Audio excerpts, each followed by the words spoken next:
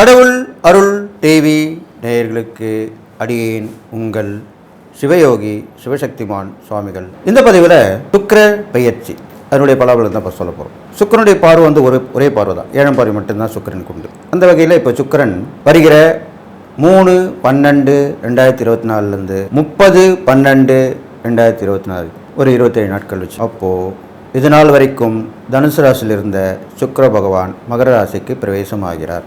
அப்போ மகரத்திலிருந்து 7ஆம் பார்வையாக கடகராசியை பார்ப்பார். கடகத்தில் செவ்வாய் பகவான் இருக்கிறார், மகரத்தில் சுக்கிரன் போய் அமரப் போகிறார். அப்போது சுக்கிரனும் செவ்வாயும் ஒருவருக்கொருவர் பரஸ்பரமாக நேருக்கு நேராக பார்த்து கொள்ளப் போகிறார்கள். இப்போ அதனால் என்னென்ன பலன் கிடைக்கும்? சுக்கிரன் இருக்கிற இடத்துக்கு பலன் என்ன, பார்க்குற இடத்து பலன் என்ன, இந்த செவ்வாயும் சுக்கிரனும் சேர்ந்துருக்கனால அதுக்குண்டான பலன் என்ன அப்படின்றது தான் ஒவ்வொரு ராசிக்குமா 12 ராசிக்கு உண்டான பலன் சொல்ல போகிறேன். நீங்கள் கவனமாக கேட்டு நடந்துன்னு சொல்லிட்டு இப்போ என்னோட குருநாதனை வணக்கம். ஓம் குருப்யோ நம. நற்பவி நற்பவி நற்பவி. ஓம் காஞ்சிவாசாய வித்மிகி சாந்தரூபாய தீமிகி தன்னோ சந்திரசேகர பிரச்சோதயாத். என் ஆத்மன் மகா கலிவர். ஓம் காளிகாசாய வித்மிகி மசான வாசின்ன தீமிகி தன்னோ அகோர பிரச்சோதயாத். என்னுடைய உபசன மகா வாராகி வணங்குறேன். ஓம் மகிஷத் பஜாய வித்மிகி சண்டகஸ்தா தீமிகி தன்னோ வாராகி பிரச்சோதயாத். பொதுவாகவே சுக்கிர பேச்சுன்ற போது சுக்கிரனை பற்றி சொல்லணும்.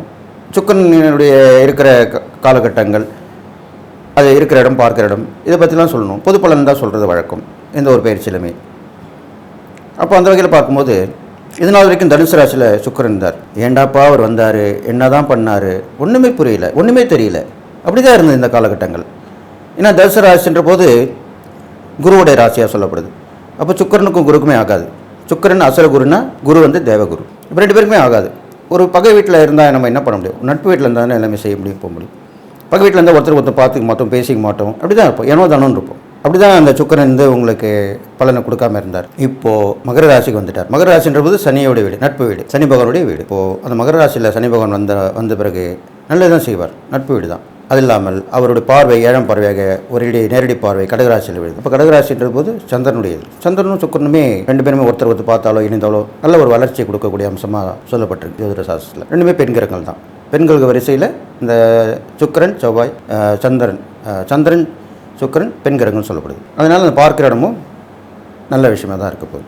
அப்போது இந்த சுக்கிரன் வந்து முதல்ல இருக்கிற இடத்த பார்ப்போம். ஒரு கிடம்போது மகராசியில் இருக்கார். மகராசி போது சனியோட வீடுன்னு சொல்லப்பட்டிருக்கு. அப்போ மகரத்தில் அவர் இருக்கிற காலகட்டங்கள் வரைக்கும் நல்ல பயிர் தொழில், விவசாயம் நல்லா செழித்து வழங்கும்.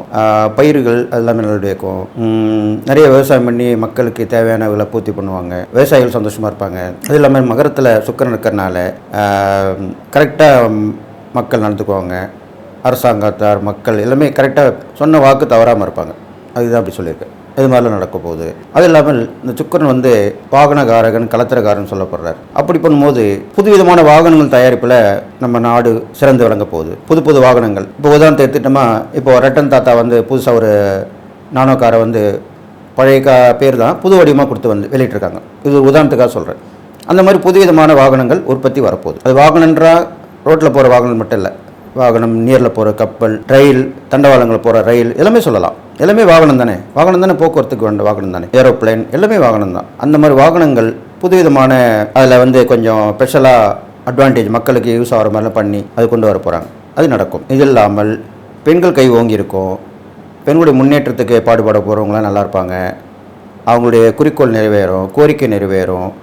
அவங்க ஒரு லட்சியத்தை கொண்டு போய் நிறைவேற்றுவாங்க. இந்த சுக்கிர பயிற்சியில் மகரத்தில் குக்கர் வரைக்கும் பெண்களுடைய முன்னேற்றம் கண்டிப்பாக முன்னேற்றமாக அடைவாங்க. அவங்க சட்டத்துறையில் இருந்தாங்கன்னா பெண்கள் வழக்கறிஞர்களாக இருக்கவங்க, பெண் நீதிபதியாக இருக்கவங்க எல்லாமே பிரபலமாவாங்க. அவங்களுக்கு பேர் புகழ் எல்லாமே கண்டிப்பாக பெருகும்.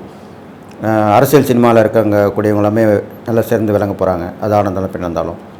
இது மாதிரிலாம் மகர ராசியில் இருக்கிறவங்களுக்கு அந்த இது கிடைக்கும். அவர் பார்க்குற ராசியான கடகராசியில் பிறந்தவங்களுக்கும் அந்த பலன் உண்டு. ஏன்னா அவர் பார்வை விழுது இல்லையா, அதனால் நேரடி பார்வை விழுது.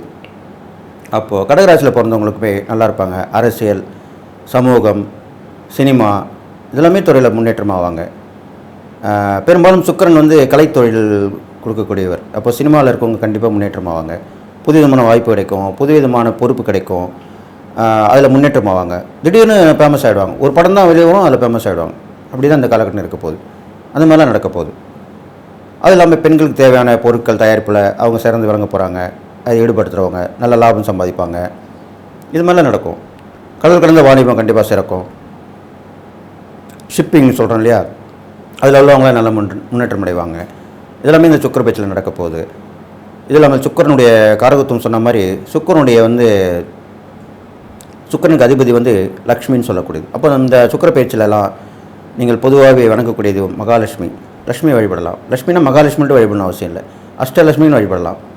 தனலட்சுமி, தானியலட்சுமி, ஆதிலட்சுமி, ஐஸ்வர்யலட்சுமி, வித்யாலட்சுமி, சந்தானலக்ஷ்மி, இது மாதிரி எல்லா லக்ஷ்மியுமே வழிபட்டு வரலாம். கிரகலட்சுமி இப்படிலாம் சொல்லப்படுது. எல்லா விதமான வழிபாடு லட்சுமியில் வழிபடலாம். வெள்ளிக்கிழமையில் வழிபட்டு வரலாம். சுமங்கலிகளுக்கு தாம்பூலம் கொடுக்கலாம், அவங்க உதவி பண்ணலாம். வயது முதிர்ந்த பெண்களுக்கு உதவி உத்தாசம் பண்ணலாம், தானதனம் பண்ணலாம்.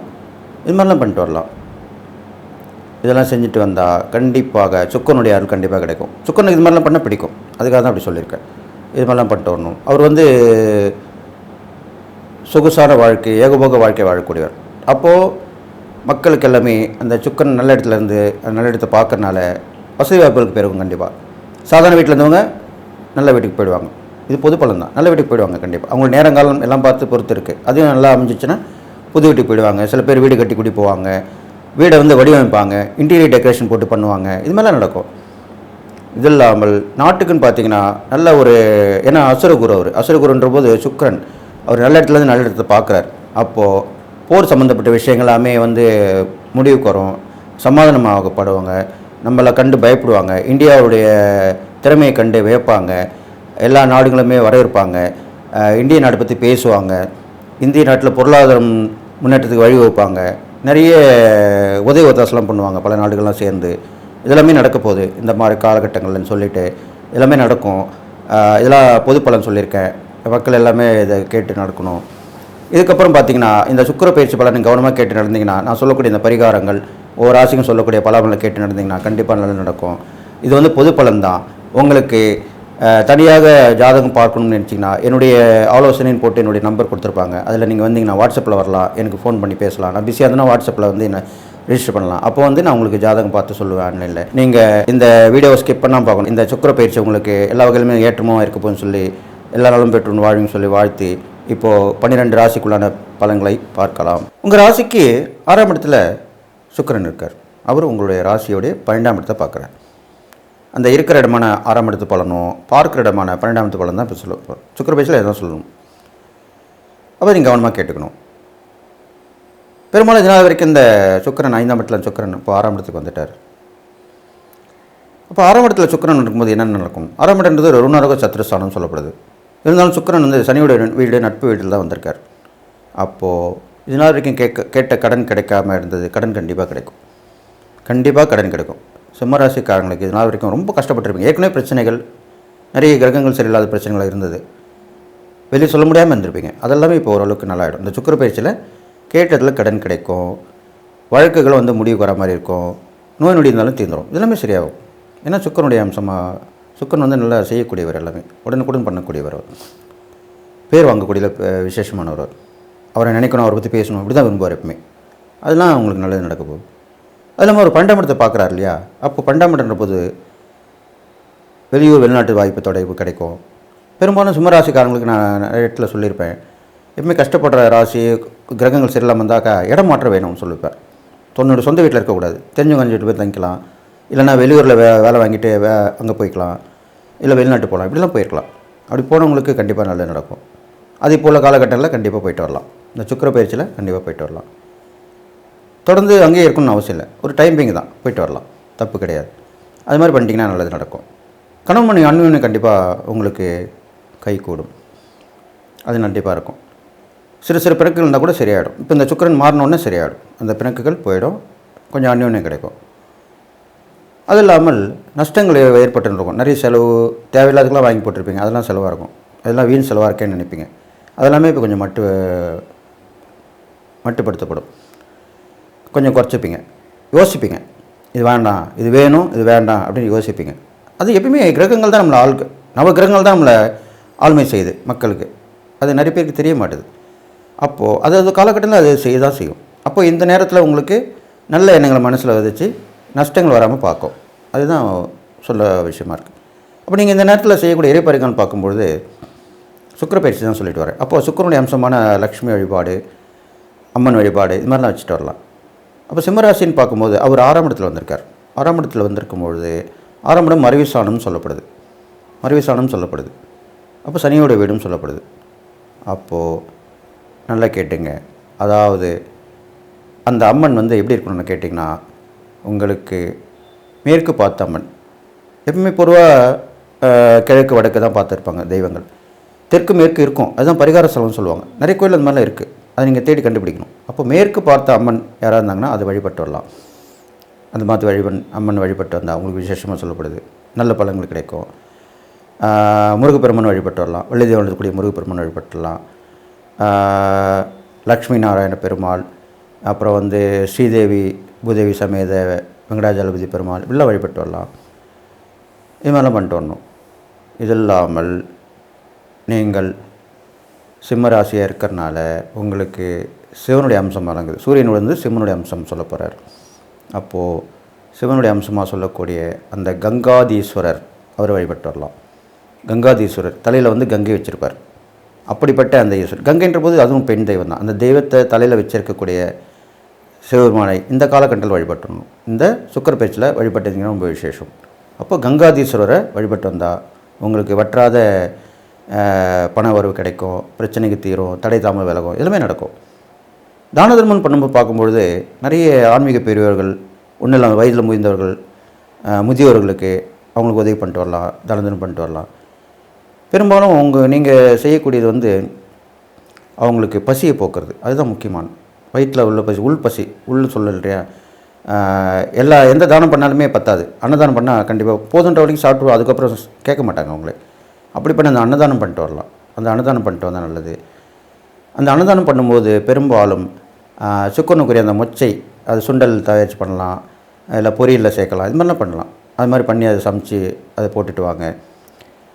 பெரும்பாலும் கலவை சாதம் சொல்லுவாங்க. அந்த வெஜிடபிள் பிரியாணி பிரிஞ்சுன்னு சொல்ல முடியாது. அந்த மாதிரி கலவை சாதங்கள் செஞ்சு போட்டால் அவ்வளோ விசேஷம். உங்கள் ராசிக்கு எல்லா காய்கறியும் அதில் சேர்த்து போடணும். அப்படி போட்டு வந்தீங்கன்னா கண்டிப்பாக உங்களுக்கு அந்த பிரச்சனை, அது சாப்பிட்றவங்களுக்கு சந்தோஷப்படுவாங்க, உங்களுக்கு நல்லது நடக்கும். இது மாதிரி தான் நடக்க போகுது. அப்போ இந்த சிம்மராசிக்காரங்களுக்கு நான் சொன்ன இந்த இறைப்பறைகள் தானம் பண்ணிட்டு வந்தீங்கன்னா கண்டிப்பாக இந்த சுக்கிர பயிற்சி நல்லது தான் செய்ய போகுது. உங்களுக்கு 6லேருந்து 12 பார்த்தா கூட மறைவு சனமாக இருந்தால் கூட சில விஷயங்கள் நன்மை தான் செய்ய போகுது. அதற்கு நீங்கள் உங்கள் வீட்டில் எல்லாமே வெளியில் போயிட்டு வந்துடணும். அப்படி வீட்டில் தான் இருக்கணுன்ற நிலைமை இருந்தால் காலையில் போயிட்டு நைட்டு வராமல் இருக்கணும். பகல் முழுவதும் இருக்கக்கூடாது. பகல் முழுவதும் தான் சூரியன் பிரவேசிக்கிறார். காலைல 6லேருந்து சாயந்தரம் 6, இதுதான் விஷயம். இதுக்கு மேலே நீங்கள் வீட்டுக்கு வந்துடலாம். அப்படி இருந்தால் விசேஷம் அப்படின்னு சொல்லி இந்த சிம்மராசிக்கு இந்த சுக்கிர பயிற்சி பலன் சொல்லியிருக்கேன். இது நீங்கள் எல்லாம் கேட்டு நடந்துட்டிங்கன்னா எல்லாம் உங்களுக்கு வரக்கூடியது சேரும். கடவுள் அருள் டிவியை பார்த்தமைக்கு நன்றிகள். மேலும் இது போன்ற தகவல்களை தெரிந்து கொள்ள கடவுள் அருள் டிவியை சப்ஸ்கிரைப் செய்யுங்கள். மறக்காமல் பெல் ஐக்கானை கிளிக் செய்யுங்கள்.